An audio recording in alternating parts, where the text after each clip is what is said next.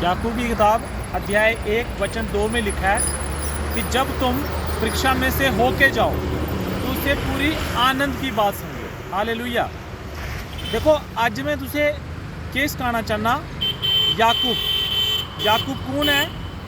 यीशु मसीह के बड़े सारे चेले हैं, लेकिन यीशु मसीह के जो खास चेले हैं इस दुनिया जिन्हें प्रभु यीशु मसीह जिन्हें दिन इस धरती उपर थे उनके 12 चेले जिन्हें कि अपोस्टल भी आखा गया, जिन्हें कि प्रेरित भी गलाया गया। लेकिन जो यीशु मसीह के टॉप 3 जो मतलब कि प्रथम 3 मुख्य चेले हैं वो थे याकूब, पतरस और यूहन्ना। और याकूब उनके एक है।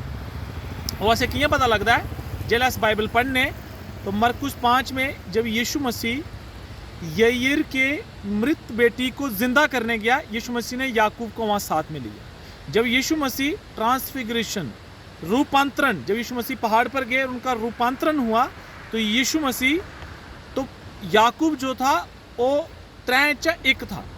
तो हमें ये पता चलता है कि यीशु जो याकूब है वो यीशु मसीह का खास चेला था, यीशु मसीह के बड़ा करीबी था।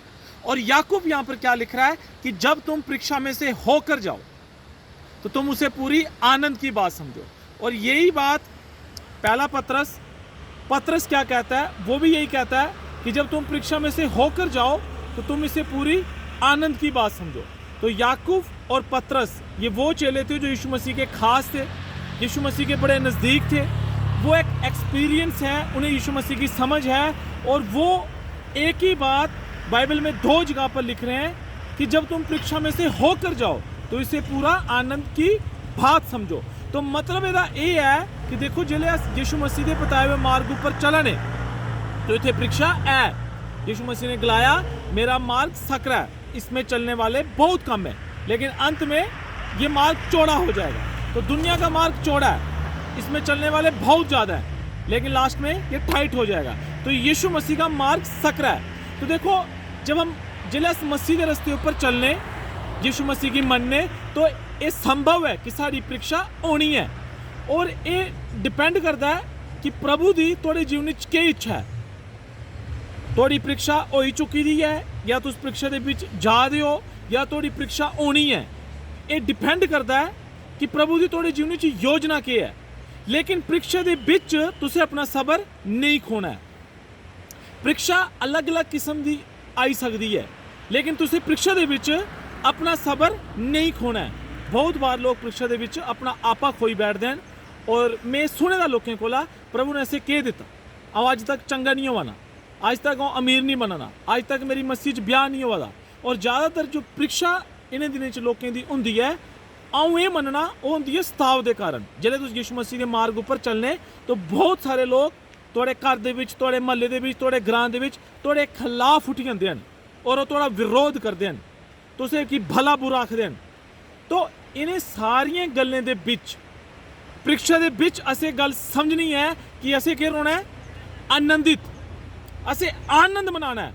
लेकिन सपोज करो किसी इंसान की कैंसर होया और आऊँ उसकी आखना भाई तू की कैंसर है, तू आनंदित हो, तो इस दा मिगी मारे पी गया क्यों कैंसर ही मिगी के गला दा। लेकिन मेरे प्रियो जो बाइबल है याकूब की किताब याकूब है आखदा है कि परीक्षा के बीच में तुम आनंदित रहो। पतरस आखदा है परीक्षा के बीच में तुम आनंदित रहो। तो ऐसा की आखना देखो तो ये मनिए चलो परमेश्वर जिले किसी की परीक्षा लैंदा है तो उसी पास करने वास्ते लैंदा है। परमेश्वर की इच्छा है वो इसी एक बड़ा बिजनेसमैन बनना चाहता है, सेवज बढ़ाना चाहता है, नौकरी शादी की ब्लैसिंग, तो वो कोला पहले परमेश्वर उसी एक परीक्षा के बीच गुजारता है। लेकिन कई बार क्या होता है हर इंसान की ऐसा लगता है कि अगर किसी भी दुखे गया तो ये परीक्षा है, लेकिन जरूरी नहीं हर वाली परीक्षा होए। अस इस गल उपर भी ध्यान देना है। दाऊद जेका हा जिले उन्हें बतशेबा कन्नै व्यभिचार किया ਉਹਦੇ बाद ਉਹਦੇ ਘਰ जो एक जगत की मौत हुई। ਉਹਦੇ बाद ਉਹਦਾ अपना बड़ा बेटा अबशलोम ਉਹਦੇ खिलाफ खड़ोइया जिन्हें उसी राजमहल का बाहर कढ़िया। तो हम दाऊद ये नहीं आखी सकता है कि ये मेरी परीक्षा है ना। लेकिन जिले वो शाउल कोला नठा दा, शाउल उसी मारने लगे दा कि मैं इसी मारना है मारना है मारना है, और उस बीच जो नठा दा संघर्ष करा दा वो परीक्षा थी। तो मेरे प्रियो थोड़े जीवन अगर कोई संघर्ष है, सताव है, बीमारी है, परेशानी है, तुसे जांचो कि ऐसा थोड़े कन्नै की है। अगर कोई पाप की वजह कन्नै ऐसा होएदा है, कोई गल नहीं, तौबा करो, मन फिराओ, यीशु मसीह की खोज करो। लेकिन अगर तुस हर ऐतवार चर्च जा दे हो, प्रार्थना करा दे हो, बाइबल पढ़ा दे हो, उपवास च बधा दे हो, संगति च बधा दे हो, व्यभिचार कोला दूर हो, बुराइयों कोला दूर हो, और उसके बाद भी थोड़े जीवन च कोई संघर्ष है, तो मन्निए चलो ये थोड़ी परीक्षा वधी है, और इस परीक्षा के बिच तुसे क्या करना है, तुसे आनंदित रोना है। हालेलुया। बहुत साल पहले जल्ले अस एक निक्के कमरे च चर्च चलाते हैं, और जल्ले उत्थे सेवकाई बधी तो असें एज अ कलीसिया से पैसा इकट्ठा किया, मैं अपना पैसा इकट्ठा किया, लोकें पैसा इकट्ठा किया, साढ़े कोल जमीन थी, असें उहदे चर्च बनाया। लेकिन कुछ कारणवश जो 20 फुट ऊपर RCC थी वो इ'यां खडोई, और उसके ऊपर एक चर्च था जिसकी कीमत, हॉल था पूरा फैब्रिकेट बिल्डिंग का, जिसकी कीमत लगभग 10-15 लाख के बीच थी। तो वो RCC 3-4 लाख थी, वो क्लैप्स हुई, आल क्लैप्स होया, कोई लगभग 15-20 लाख का नुकसान होया। लेकिन उस बिच अऊं आखी सकदा कि प्रभु के पीछे चलने कन्नै मिगी केह् थोया, प्रभु ने मिगी केह् दित्ता, प्रभु कोला मिगी केह् थोया।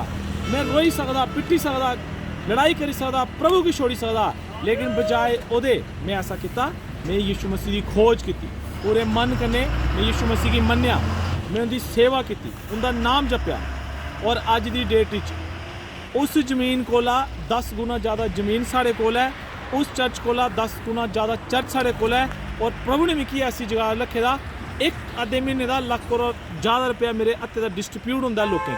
तो अऊं सनाना केह् चाहना तुसें, अगर मैं 10-20 लाख पिछे उत्थे रोंदा हा, तो अज जिथे प्रभु ने मिगी रखे दा केह् मुमकिन होंदा, मैं छोड़ी दिंदा हा प्रभु की, पिछे नठी जंदा, केह् थोना। लेकिन मैं प्रभु च बना रहा, एज अ रिजल्ट अज अऊं सेवकाई च ब्लैसड है, फाइनेंस च ब्लैसड है, जीवन के हर क्षेत्र चों ब्लैसड है। तो मेरे प्रियो देखो, याद रखियो, तुस मसीह के रस्ते उपर चला दे हो, या तो थोड़ी परीक्षा हो चुकी दी है, या तो होनी है, या तो तुस परीक्षा के बिच जा दे हो। लेकिन याकूब पतरस सेम गल आखदे हैं, बाइबल 2 जगह लिखे है कि परीक्षा के बीच में तुम आनंदित रहो, आनंदित रहो। तो ये बड़े गहराई कने असें सत्य द्वार चर्च जो डिब्बर रोड एयरफोर्स के कोल है, डिस्ट्रिक्ट उधमपुर, स्टेट जम्मू कश्मीर, असें बड़े गहराई कने इस वचन की लास्ट ऐतवार की लोगों की सखाया। तो इस वेले साढ़े कोल इन्ना समय नहीं है कि अस तुसें पूरी गहराई कन्नै गल्लां च सखाई सकचे, और ओपनली मतलब कि यूट्यूब फेसबुक के माध्यम से तुसें दस सकचे। लेकिन मैं लास्ट गल तुसें केह् सनाना चाहना, तुस मसीह के रस्ते उपर हो, इस सकरा मार्ग है, परीक्षा होनी है, लेकिन परीक्षा के विच तुसें पूरा भरोसा प्रभु पर रखना है, तुसें अपना आपा नहीं खोना है, और तुसें आनंदित रोना है। ठीक है, तुस चर्च आदे थोड़े कन्नै कोई प्यार नहीं करा दा है, सब थोड़े कन्नै नफरत करा दे, सब तुसें बुरा आखा दे, तुसें लोकें आस्ते अच्छाई की, लेकिन लोग थोड़े आस्ते बुराई करा दे। लेकिन तुस अगर प्रभु कन्नै सही चला दे हो, ये थोड़ी परीक्षा है, और इस परीक्षा के बिच तुसें प्रभु च बने रोना है और आनंदित रोना है, क्योंकि समय उपर एदा एक बहुत बड़ा अजर है थोड़ा आस्ते। जियां दाऊद परीक्षा के बिच जेल्लै पार होया, वो एक महान राजा बने। तो इसी क्या आखदे हैं, इस वेले अस ये गल अपनी इत्थे खत्म करगे, क्योंकि इस गहराई नहीं सनाई सकने। लेकिन इस आने वाले ऐतवार अस एक नवे प्रकाशन करने, नवे वचन करने ऐतवार चर्च च मिल गए। तो जरूर सत्य द्वार चर्च जो बसिया ग्रां डिब्बर रोड है, तो इस ऐतवार विश्वास करने आओ, उपवास करने आओ, और एक एक्सपेक्टेशन करने आओ कि इस ऐतवार अस एक नवा वचन सीख गए। प्रभु तुसें सारे आशीष दे, सारे जय मसीह दी।